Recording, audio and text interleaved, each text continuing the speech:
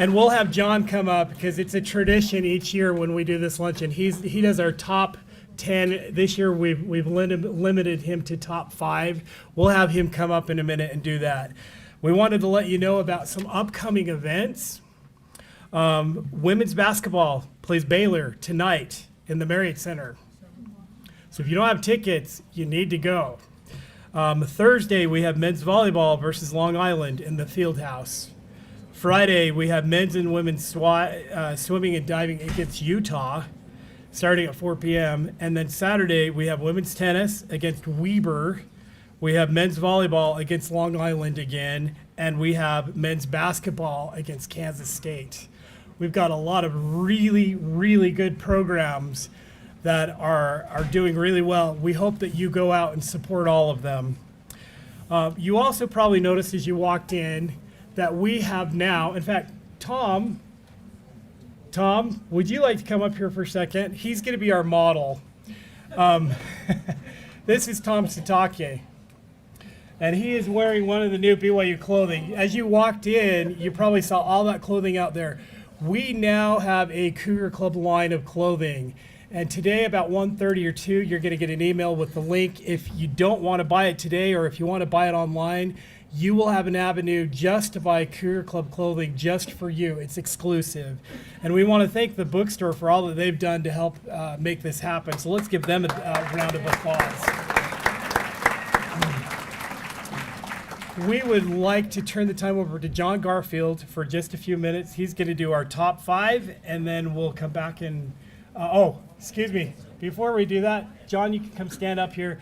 But we do need to have an opening prayer, and we've invited Brother Mills to come up and give it.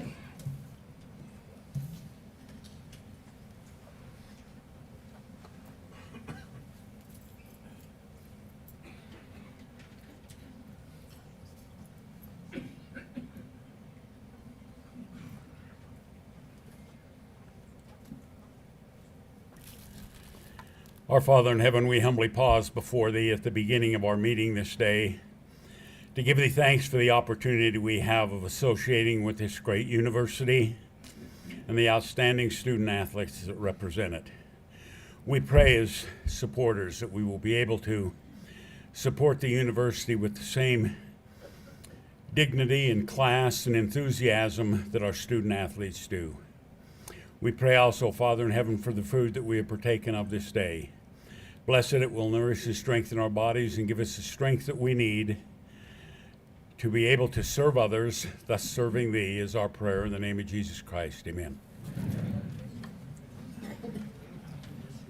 This is John Garfield. He's the general manager of the Provo Marriott Hotel. He does a lot more than just that.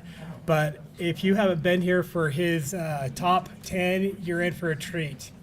John. All right, thank you. Well, let's give it up for Greg. Double the gifts. All those in favor of Chad always being gone? Any opposed? I mean, okay. So, as you know, I do a top 10 list every year, but it's changed up a little bit. You know, we're really happy. We kind of consider ourselves the home of BYU football. They now are staying with us more and more, and we appreciate the support. But the other day I was watching the movie Aladdin. And in it, there's a genie with a bottle, right? And you rub it, you get 3 wishes. So I'm taking the prerogative to go to 5 wishes. So here are my 5 wishes. Now keep in mind, the genie usually gives wishes you just can't, these are like almost impossible dreams, right? So here are my 5. Number 5, I wish I'm 6'4", perfectly fit, and have a full set of hair. That ain't gonna happen. Number 4, I wish my wife would agree with everything I say.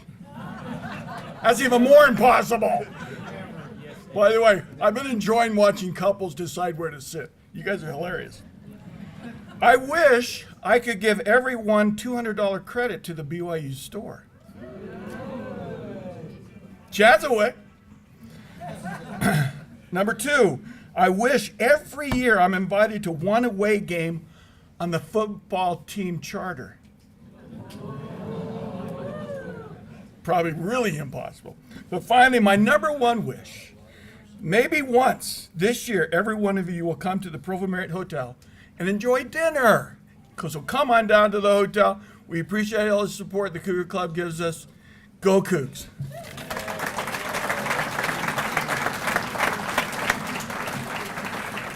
Thanks, John. We're going to introduce Kalani just a little bit. He has been coaching at BYU for about 8 years now. 8 years. And he and his wife, Timberly, have 4 children, 3 girls and a boy. And then he was born in Tonga. And he is the first and only, well, maybe not the only, but he is the first NCAA head coach of Tonga descent.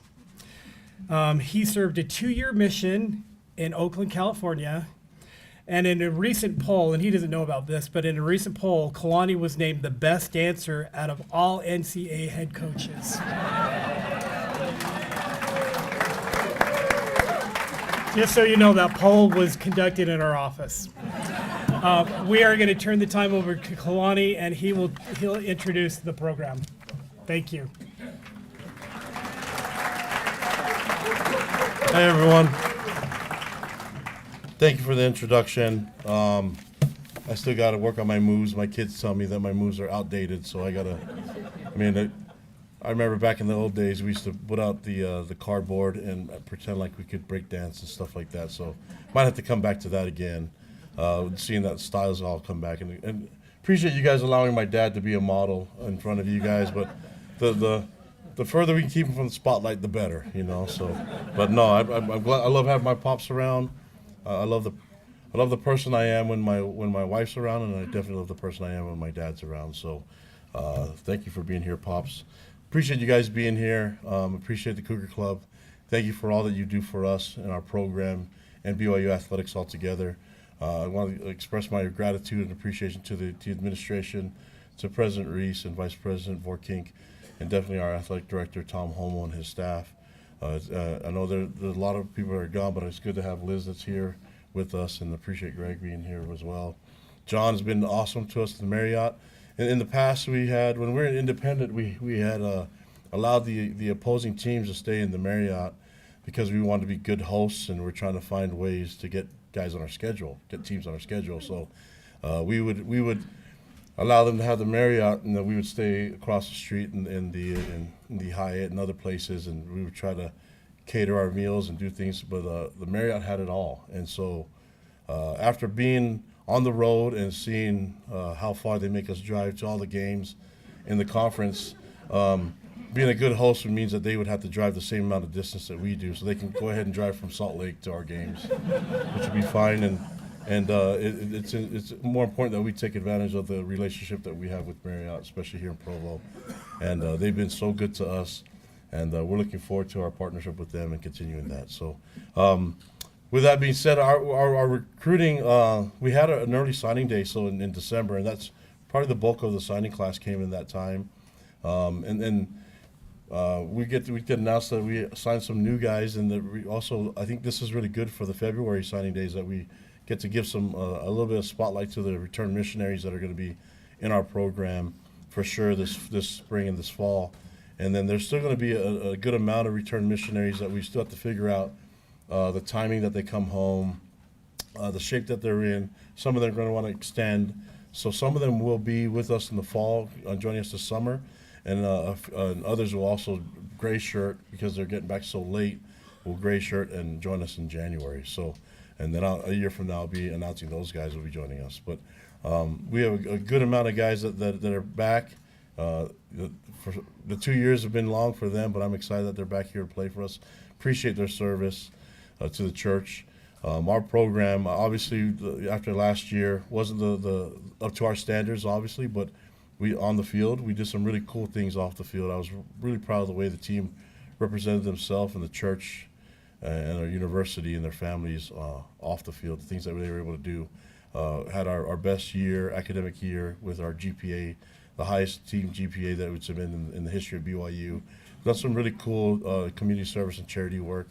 And I think overall, if you look at like the end of the, I think one of the things I remember is the end of the Oklahoma State game when they interviewed Eddie Heckert, and they asked him about, because obviously disappointing not going to a bowl game, and someone asked him if they thought it was a waste for him to come here, and the thing that came out of his mouth really, to me, made me really proud to be the head coach here. He said he became closer. He said not at all. He loves his team. He has a stronger testimony. He became closer to God and to Christ as a Savior. So that's the stuff that matters. The wins will come, and they'll come this year. And I'm really proud that I get a coach around alongside these two individuals that are going to talk to our coordinators. And the thing is that when we have guys come on visits, the best sell is the people that here. And I know everyone talks about NIL and all that stuff, but the currency at BYU is our people and our fans, and that's all you guys. So when you guys interact with our players and interact with our recruits, that's the stuff that matters the most. And that also allows us to get the people that belong here and that want to be here. So this year in our signing class, I think a total 31 guys, 20 on the defensive side, 8 on the offensive side, and 3 special teams.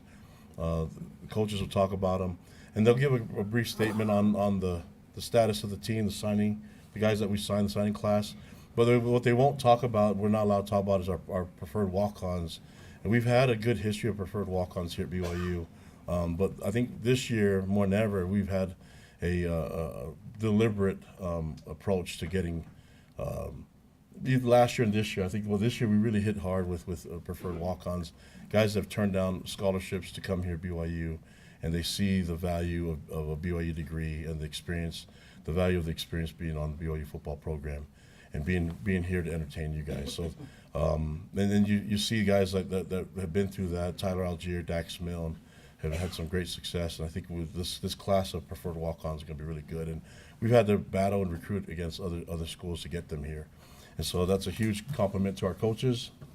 I'll let them. I'll bring up Jay Hill first, and he's our associate head coach, and he's also our defensive coordinator and safeties coach. A great friend of mine, and I love that we get to recruit together, because it's been, A-Rod's our offensive coordinator. He'll speak after, and he'll coach the quarterbacks. But I've been able to recruit with these two. We're a pretty good team. They kept me busy. A lot of you guys see me at the airport quite a bit. I traveled more than I ever had, so I'm probably going to get my medallion status pretty easily now, But I'm glad they put me to work, and we're really, really proud of the signing class that we brought in and the overall group. We're really proud of the roster. And I'll let Jay talk. He'll talk about the defense and kind of give an overview on the group and give a statement, and then he'll open up some time for questions. And then we'll have A-Rod do the same. And then by then, you guys won't have any questions, but I'll finish it up and tell you that we love you guys. So with that being said, we'll bring up Jay Hill. Thank you.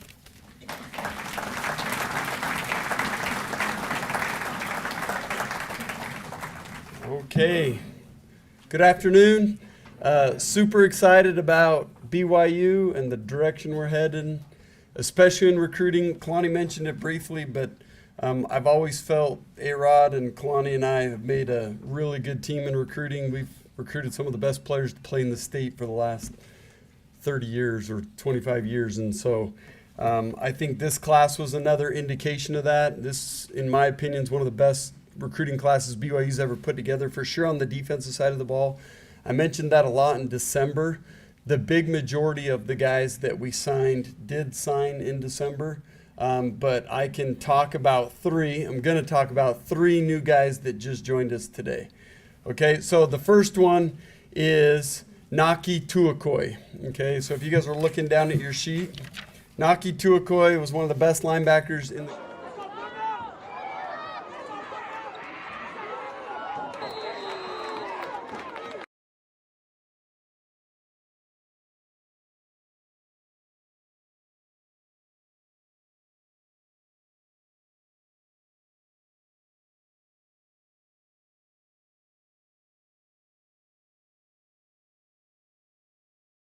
will join us coming this fall. So great kid, big physical, athletic linebacker.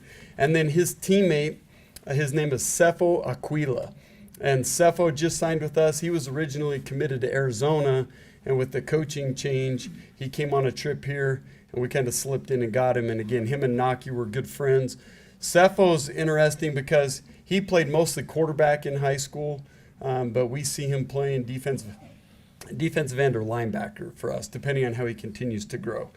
And then one that I'm super, super excited about that nobody's really known too much about until the Army All-American Bowl is the Falitau Satawala kid. He was rated the #1 player in the state of Utah. We were in an ugly recruiting battle with him all the way to the very end, and he ended up coming here. And I think a lot of the reasons why he came here is a tribute to you guys. Every time he stepped on campus, he just loved the feel, loved the vibe, loved the fans. He would come to the games, and he just felt like people were taking care of him and did a good job with him. So he's going to play free safety. In the Army All-American Bowl, he played linebacker, but we see him playing safety, especially early in his career, and he's a great athlete. He's a multi-sport guy right now. He just put up 21 points the other night in basketball, and he's going to be phenomenal for us. So those three guys we're super excited about. We're adding them to an already phenomenal class. You guys can see on the sheet right here, something that was super important for us is we needed size and we needed a little bit more length in our defensive line. So as you look down the sheet, you can see that we did just that. We added a lot of length, a lot of size, and much more speed, in my opinion.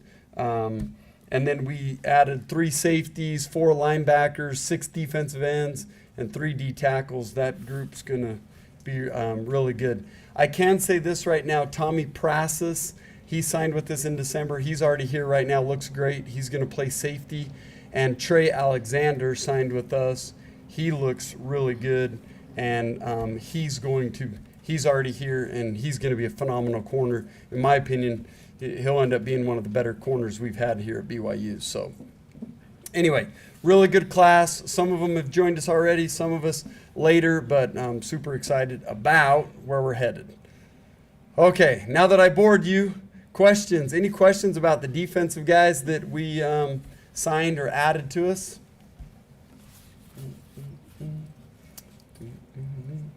Oh, this is going to be fast. Good job, Coach.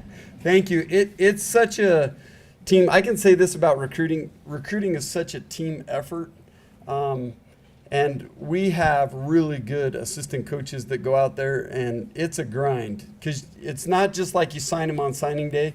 You work these guys from the time they're freshmen, sophomores, juniors, and then once they commit, then you still got such a battle just to get them signed. And then once they sign, you got to get them eligible, and you got to get them through all the hoops of getting applied and admitted, and it's such a long, grinding process. We have great assistant coaches. I'm just going to mention these guys real quick. Sione Puha, Gennaro Guilford, Justin Enna, and Kelly Papinga. Those guys on defense did a phenomenal job recruiting. So anyway, we're lucky to have those guys as coaches. I can tell you guys that as fans. Yeah. Just one question. After a year in the Big 12, from a defensive perspective, is there anything that you were surprised about or that was different than what you kind of expected going into that year? Yeah, I think the physicality of the Big 12, people talk about how many points they put up, and it's kind of this spread out, air raid, just chuck the ball over the field. I don't think that's the case at all in the Big 12. We faced a big-time running back every week. When we faced Texas Tech, the guy that we were playing against was the nation's leading rusher. And then when we played Texas, that guy was leading the nation in rushing. And then when we played Oklahoma State, that guy was leading the nation in rushing. It was just seemed like every week there was a big-time running back we were facing, and I did not know that about the Big 12. The physicality was also one of those things, and length. I think A-Rod will say this, like the long lever the defenders that the other teams had, that's one thing that we got to continue to just recruit. Long lever defenders. Yeah, see now all the hands are going up. There's like just one after another. Yeah. 20 that you signed, how many be going on missions? How many missionaries do you have coming back? And of that collective group that will be here, what are your expectations as to how many will get playing time? That's a good question. So I would anticipate about half of them going on missions, maybe just a little bit more than half. We do get 2 return missionaries right now. That's Dallin Havea and Nathan Hoke. Those guys have already joined us, those missionaries. There may be 1 or 2 other missionaries that come home in the summer that will either join us this fall or join us in January next year. Some of the freshmen, I do believe, have the ability to come in and help us right away. There's some really top-notch level freshmen coming in. A lot of that depends on, how they continue to develop over the next 6 months, their physicality, and what happens to those freshmen when the lights come on. But we're going to develop them as though those guys are coming in ready to play. And may the best guy win, because I don't care if they're freshmen or seniors, the best guy's got to play. So, yes. Do you know how many of those new recruits are getting NIL money? Ooh, such a good question. So the way, and we are really left out of this a lot. They don't want us talking too much about it, but there's a little bit for everybody, and then the reality is to keep your top players, there's something that has to be done amongst the collective or other things to keep these guys here, because they're getting it elsewhere. And I can tell you guys this, whether you like it or not, it's hard if you put yourself in the shoes of those athletes and you say, oh, well, this school's giving them nothing and this school's giving them a lot, it's hard to turn down a lot just because you like the other place. And I think it's part of the game moving forward, and NIL is part of what we're doing, and it's always going to be part of college football until rules change. So, yes.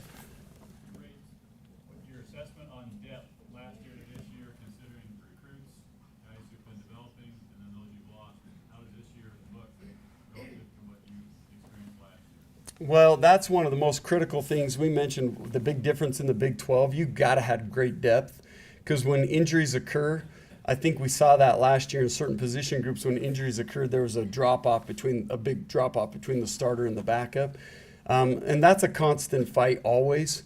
I think we did a good job of taking a step in the right direction of adding the depth that we need to be successful in the Big 12. And like I say, there's going to be way more competition going on, because the level of players that we just brought in is going to elevate the competition. Can you tell us about defensive tackle? You flipped from Texas Tech, I think Salas is his name? From Texas Tech, yeah, Saili. And on the sheet, they list his name as Danny, but we call him Tui. His real name is Tui Saili. We expect him to be super, super good. Athletic. Right now, he's big, like really big, probably too big. And so the crazy thing is, for as big as he is, he moves great right now. So we got to get him ready to be game shape, and he's going to be someone that will make some noise. The other one, David Latu, played a little bit last year. He looks great right now. He's done a great job since he's been here. And then we'll get John Nilsson back healthy. His injury really hurt us last year. When we lost him, it was at the Texas game. We were not quite the same inside after we lost him, so we're super excited to have him back healthy with us too. So those 3 guys will take the majority of those starter reps, and then there's a good contingent of others with them. It's going to be a fight this spring. Good.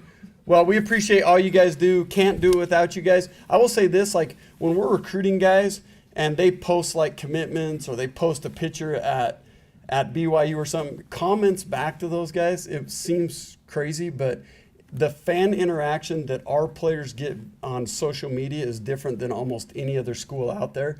And that helps us lure these recruits in. So when you guys see someone that posts a commitment or posts that they got offered by BYU, your interactions with them help us greatly, your positive interactions, to landing those guys. So we appreciate all you guys do with that. So thank you.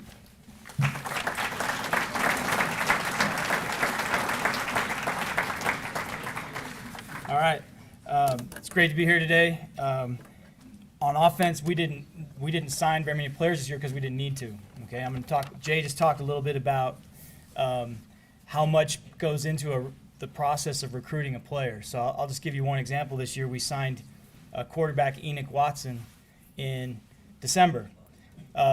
Enoch came to camp 4 years in a row. I've been here 6 years, I believe. He came to camp 4 years in a row. A couple of years, I think he came to 2 camps. So it was a 4-year process of getting to know him, his parents, and it was everything Jay just described. Just 4 years of developing a relationship, earning his trust, all that stuff. We were fortunate that he played his high school senior year. He played for Max Hall and Ty Detmer, which didn't hurt. That was nice. Anyway, a 4-year process. Well, now he's about to leave on a mission, so it's going to be 2 more years till we see anything on the field. But it just gives you an idea of how much work. And I'm not the only one involved in that. There's tons of people in the building involved in that process. And you can say that about almost every player on this roster and all the new incoming players. That's the kind of process we're talking about to build a team. And so it takes time. And when you put that much effort into recruiting these guys, the next step is developing them. So we have to develop the raw material, develop these guys into good players. And then the part that's the biggest reality now in this new world Jay just mentioned is retaining your players, because they can leave if they want to now. And that was not always the case in the past. It's a new world. Like it or not, we have to adjust to it and deal with it. And so we spend a tremendous amount of effort retaining our players, okay? And it's not like you're sitting there begging them to stay or anything like that, but it means having positive interactions with your players, having great relationships with them, coaching them in a way where they feel like they're getting better and that there's opportunities down the road for them to grow and succeed and make it to the NFL and those types of things, and then having a good relationship with their families. All those things, that's part of recruiting now. And I'm really pleased. One of the reasons why we only had to sign 8 players in this class is we retained all of our players on offense. And let's face it, after a tough season, 5-7 season, and we didn't play as well as we had hoped on offense, our guys all came back. We had I think it was one guy decided to turn pro early, and all of our key players are returning. So we have 4 offensive linemen that started games for us last year coming back. So we still need to find a couple more, and we'll keep working that process. We have 5 tight ends, because we moved Keanu Hill to tight end. So 5 players at tight end who have started games for us, played a lot, experienced players who played a lot of football, all coming back, okay? We have 5 wide receivers, good players that are all returning, that have started games, scored touchdowns in this stadium, guys that have played for us, all coming back. And we have 3 veteran running backs that have played. And I should be naming all these guys, but and running back LJ, Miles Davis, and we get Hinckley Ropati, we call him Fulau. He'll be back from an injury. So we're going to have 3 really good running backs coming back. And we have a quarterback that started 4 games and another quarterback we just signed that's started a lot of games. I'll talk about him in a second. But my point is, retaining all these guys is the key. Returning players, developing them, and then we expect if each one of those players makes progress and gets a little bit better next year, we have a chance to have a really good offense, and I believe that we will. I'll go into the signees. I'll talk through our guys. We have a shorter list than the defense did, and then I'll be happy to answer any questions you guys want. The first one is a guy named Joe Brown. He's an offensive lineman from Lone Peak High School. He's already in school, and he looks great. I mean, I'm impressed. It looks like he went to Gold's Gym on his mission. He's in phenomenal shape for a guy who just got home from a mission. He's doing a great job already, and I expect him to be a really good player for us. Another guy that's already in school that we signed in December. He was. I'm only going to mention the guys that I'm not going to mention every signee, but Reiner Swanson was a national recruit, highly recruited player from Laguna Beach, California. He's a tight end. He's 6'4", at least 250 pounds, super athlete. He's already in school and doing a great job, and he's going to play for us this fall, and he's going to go on a mission next January. He wanted to play 1 year and then serve his mission next January, so he's with us already and doing a great job. And then Noah Lugo is a freshman quarterback from Texas that we signed in December. He also joined us mid-year and is doing a really good job. He's a super athlete and already in school. Okay, one player that we got at mid-year that we didn't talk about at the mid-year signing day is Gary Bohannon. Gary is a quarterback. We got to know him when he was at Baylor. We had some ties to Gary through one of our coaches on staff that worked at Baylor at the time when they won the Big 12 a couple of years ago, and they won the Big 12 championship. Gary was their starter. When we went to Baylor and played at Baylor a couple of years ago, he had a great game against us, and we saw firsthand how good of a player he is. And Gary is a great leader. He's already has a master's degree. He's not only graduated, he already has his master's degree completed. He's an outstanding leader and really smart guy who has started a lot of games. He had a tough injury last year, didn't get to play any football at all last year at South Florida. We went down and watched him throw, and he looked great. He's in school, doing a great job, and we expect him to compete with Jake Retzloff this spring, and we're excited about that. Next up would be Sione Hingano. He's a return missionary. We signed a couple years ago. He's back in school and just getting started, but he was a highly recruited player that we're really excited to have from Chandler, Arizona. Noah Moyaki is a guy coming home from his mission very soon, like in the next couple weeks, I believe. He'll join us sometime in the summer. He won't make it into school this semester. Tight end from American Fork, very talented guy. Jovessa Damuni is already with us. He's a running back from Ridgeline High School. He's already with us and doing a nice job. And then Pokai Huanga is from Timpview High School, and he just joined us in January as well. And he's another one that really looks good. I think he's a guy that might have a chance to play early in his career. And then we have Dominique McKenzie has already joined us as well at mid-year. And he was a highly recruited guy, super fast track guy from Pineview High School, son of Brian McKenzie, twin brother of our corner, and who already played a lot for us this year. And Dominique, we expect big things out of him. He's young. He just got off his mission, but he's going to be a good player for us. And then we have another really highly recruited wide receiver coming home from a mission very soon, Cody Hagan. He was another guy who was a national recruit. I mean, USC, everybody wanted this guy. He'll be home from his mission in the next couple months, so we're looking forward to getting him back as well. So I don't think I missed anybody. I think that's all the offensive guys that are new or joining us, either coming off a mission or joining us at mid-year. But I'm really excited about the group and excited about the continuity we have. Felt like last year was really tough. We had a lot of new faces. It was a lot of new faces, and it took us a while to get our chemistry and get things rolling. And this year we got everybody returning, a lot of good players returning. Super excited to get into spring ball, get to work with these guys, which is coming very soon. So any questions? I'd be happy to answer anything. Yes, that was fast. Do you go through looking at film and video of the opposing team and coming up with a game plan?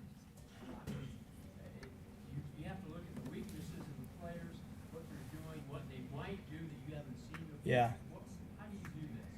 That's a good question. He asked about what the process is we go through to look at a game plan and opponent, and it's really it's a year-round thing. Really, we'll devote time in the off season to watching all the film of the previous year or maybe previous years of another team. It's all broken down. The film is sorted in by situation, by a lot of different things. Whether it's third downs or red zone or goal line, or there's lots of different ways to look at it. We devote time to that in the off season.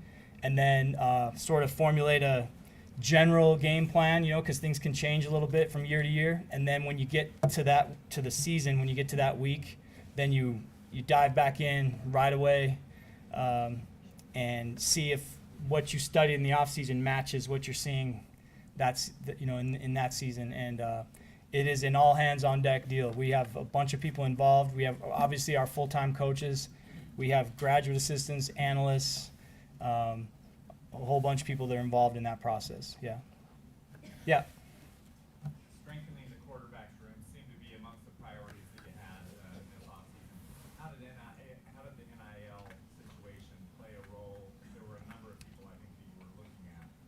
How did that play a role? And is there anything that can be done to make it a more positive possibility in the years ahead?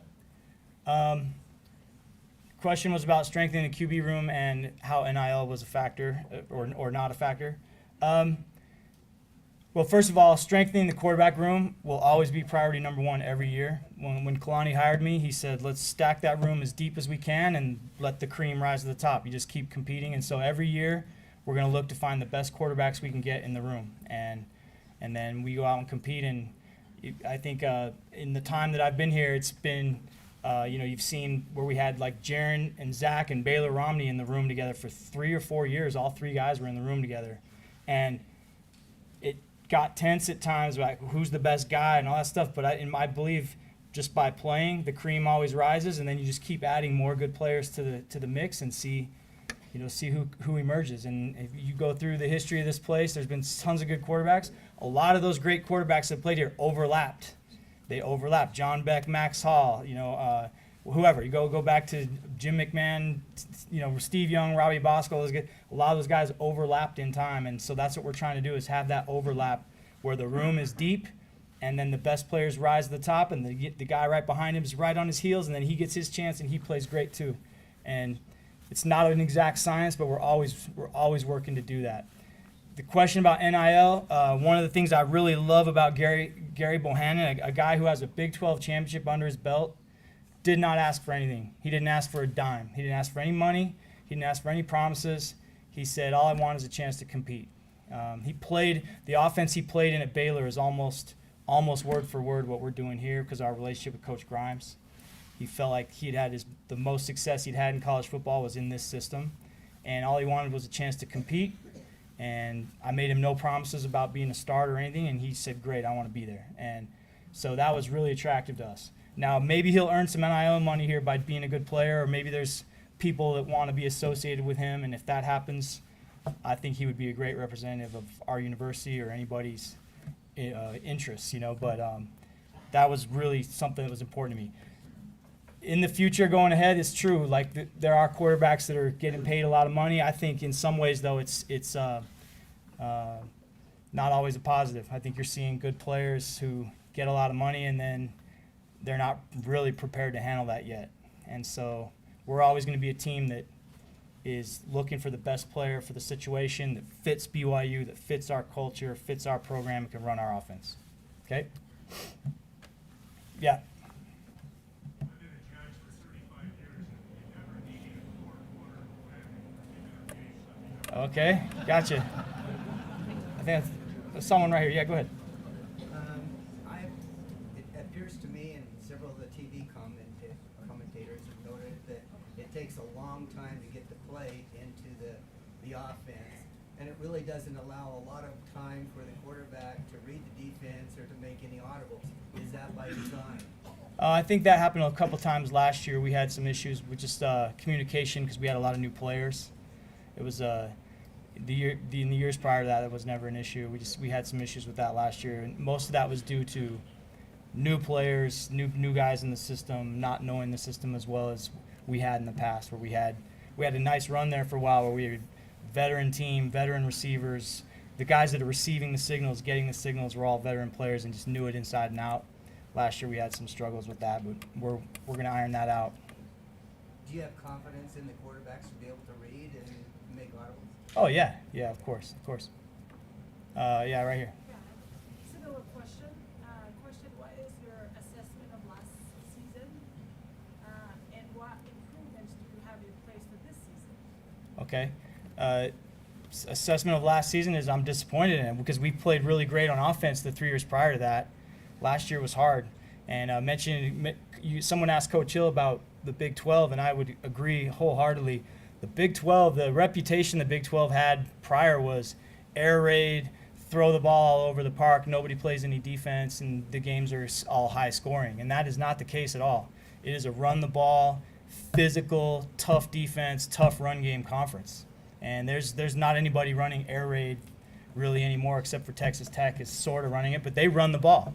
When we played them, their running back was leading the nation in rushing. So it's a physical league, and it takes a little bit of time to adapt. The 3 of us have been through this process before of going into a new conference and going through the steps it takes. One thing I'll say is last year I thought we were playing pretty good, and we got to sort of late October, and I saw a couple of our young players walking around the building just like, whoa, this is hard. It just starts to stack up on you. You play a tough game, and then congratulations, you're playing another tough game, and then another one, and then another one. And it takes a couple of years before you get to the point where the players don't know anything different. It's just normal. Okay? So year 2, it'll be a little more normal to us. Year 3, by the time we get to year 3, that's all we know. Everybody in the building, that's all we know. It's you play Texas Tech. Okay, next week Oklahoma State. Let's go. No big deal. Okay, then we play whoever next up. Let's go. That's when we're going to take off. Is in this as soon as our players start to adapt, and I'm excited about that. I have no doubts we're gonna make a significant improvement this year. Yeah. Right here. Yeah, I just want to throw a compliment your way because on the Sports Nation this morning, they mentioned that the overall rating of the recruits that you guys have gone out and fought for and gotten has gone up so much that we are now 44 in the nation, 4th in the Big 12 in the overall rating of the recruits, which means you guys have done an incredible job. Thank you.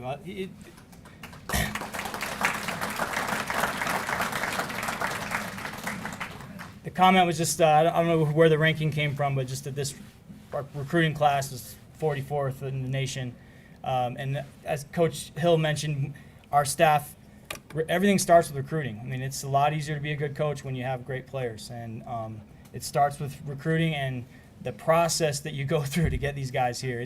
It's painstaking. It takes a lot of time and a lot of effort, sacrifice. Sometimes it's time away from our families.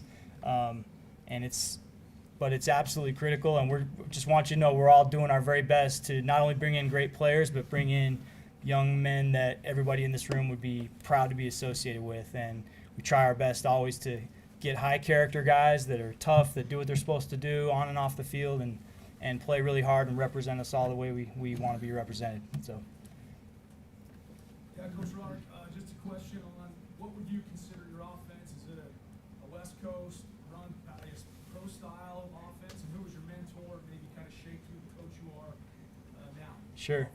I refer to it as the BYU offense, really. And I say that not dodging your question, but the core elements of our offense are still old school BYU. I mean, if you really break down our best pass plays in the last 5 years, whether it was Zach Wilson or Jaron Hall or whatever, and throwing to Puka or Isaac Rex or whoever, those plays, the core pass concepts are the same ones you watched when Robbie Bosco played or Steve Sarkisian played. They're the same core concepts that still exist. Okay, the run game has evolved over history, and I have a number of mentors that I could name, but the most, whether I was a graduate assistant for Lavelle, that was one of the best experiences of my life, being a graduate assistant for Lavelle. We had Coach Chow and Lance Reynolds and Robbie Bosco on that staff. I learned a lot from those guys. I spent a year on defense back then. I learned a lot from that defensive staff. But I have a number of mentors I've looked at over the years, but our identity is physical run game, which we're going to get back to. That was the number one priority of this offseason. Our identity is physical run game, and we want to throw the ball down the field. I don't like to dink and dunk a bunch of short passes. When we're at our best, we have a physical run game, and we're making chunks down the field. And that's when we've been our best, and that's what we're working to get back to that. Yep. One more. Yeah. I don't know if you can answer this or not, but I've heard a lot about another Nakua coming to BYU. Yes. Yeah, we have another Nakua coming to BYU. That is correct. Tay Nakua from Timpview High School. He'll be joining us in the summer. I think he gets he'll be in our spring semester, which is April or May. Very good football player. You can never have too many Nakuas playing receiver, that's for sure. Yeah, last name. Sorry. That's all right.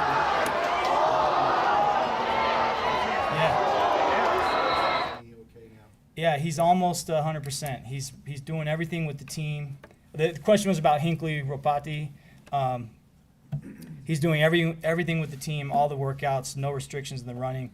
We're going to be smart with him in spring ball, how much we get him hit, because he's a good player, and he was really coming on at the end of the season a couple years ago. He made some huge plays. We're super excited to get him back. I mean, it was a big loss to lose him last year. we'll have him back for sure by fall, barring any setbacks. And he'll be out there in spring ball. We're just going to be smart about how much contact he takes. Okay? Thanks a lot.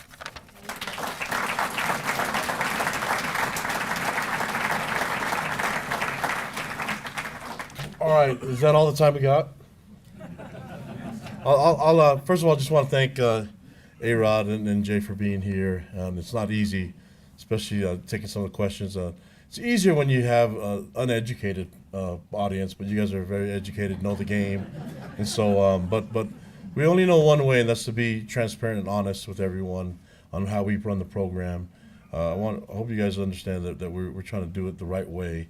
And when in terms of NIL, there's a lot of distractions that are coming in the college football world. I mean, it's forced out one of the best coaches in football altogether out of the game. So we're adapting, but we also want to make sure that it's not the focus. The focus of this program is going to be the gospel of Jesus Christ. It's going to be the church. It's going to be the mission of our program. It's going to be in alignment with the church. Many people are attracted to that. We do have a system in place, so Jay is right that you want to have a system in place, but the focus will not be that. Any recruit that calls me and says, Coach, how much money can I get from you? I'm done.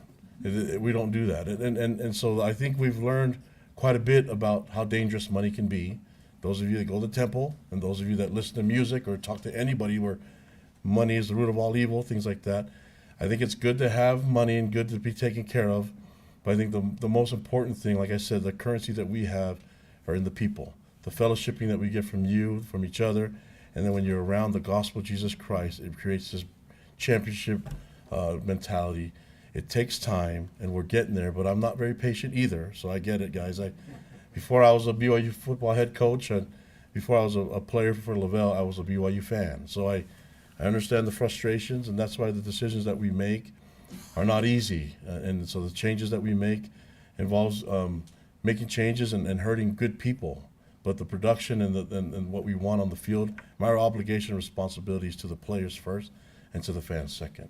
And so as we go through that, we establish our program and we go through what we're trying to get done, driving on the culture that we have that's unique and different than anywhere else in college football. I believe it'll be a true competitive advantage for us. And as we focus on those things, it's okay to have some really cool things along the way, but it's more important to have the organization and have the system in place, which is why I'm really thankful for our administration for allowing that to happen, for Tom and his staff, Liz, Chad, others that are been helpful, Brian, everyone that's been able to help us, and also with our president and our vice president. They've been amazing. So as we go through this, I think you guys can be really proud of our program. We're not perfect, but we're trying our best, and hopefully someday we will be. And when that happens, we can do some special things, but we're doing some special things off the field as well. So is there any questions that you guys have for me? We have a few minutes to do that.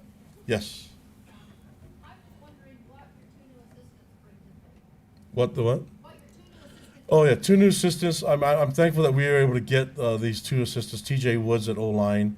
That was really helpful. I think A-Rod mentioned that when you're retaining your players, they want to see some change. They want to see some new direction.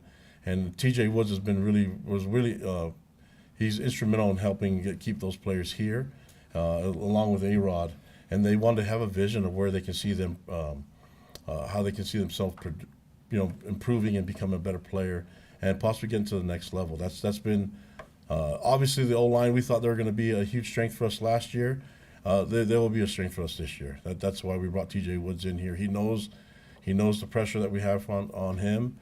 He loves it, and he loves what BYU is all about, and the O-lineman that he gets to coach. And so I think he'll fit perfectly. Kevin Gilbride's a player that I played with him. He was a young freshman here when I was I think I was a return missionary.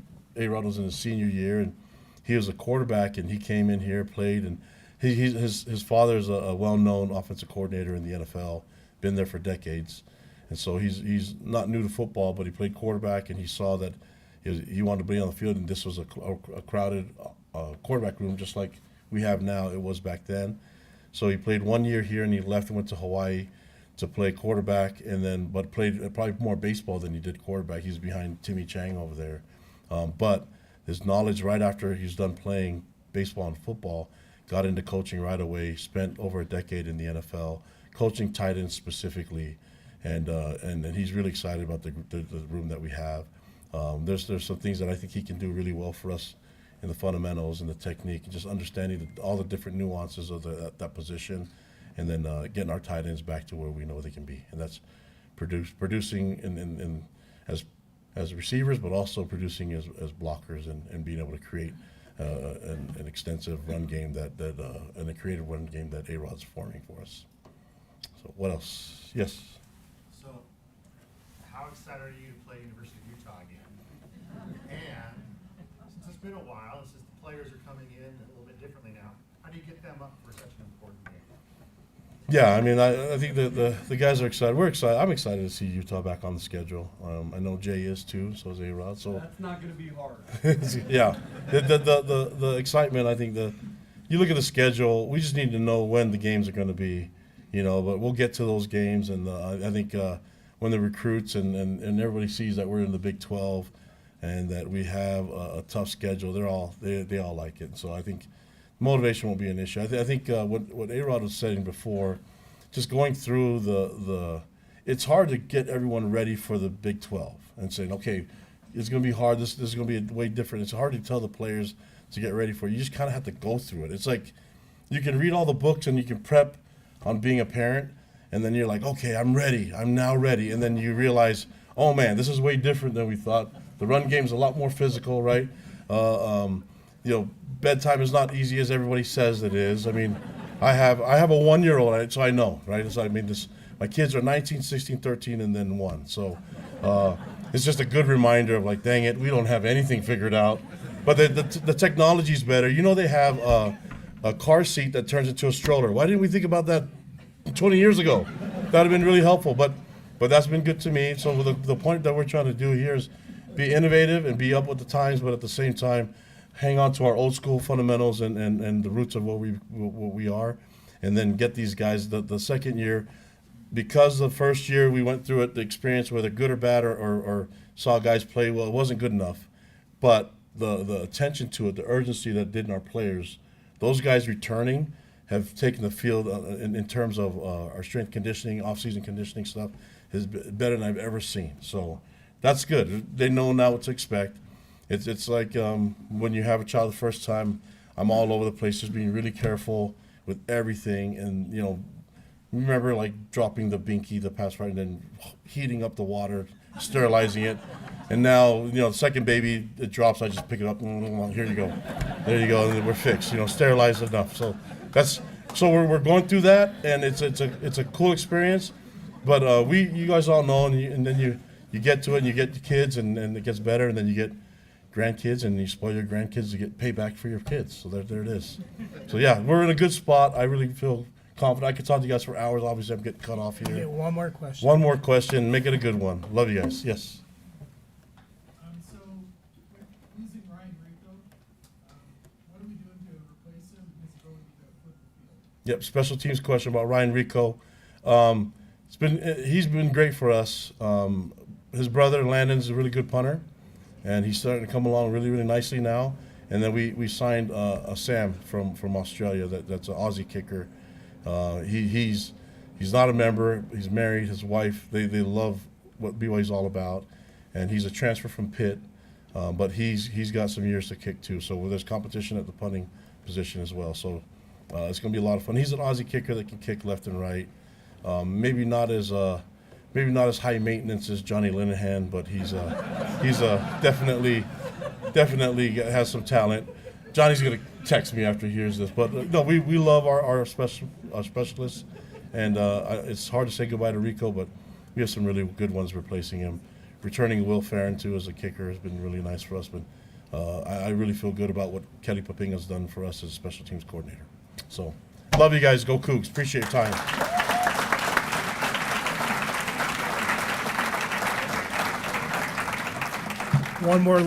One last applause for our coaching staff. They take a lot of time out to help us.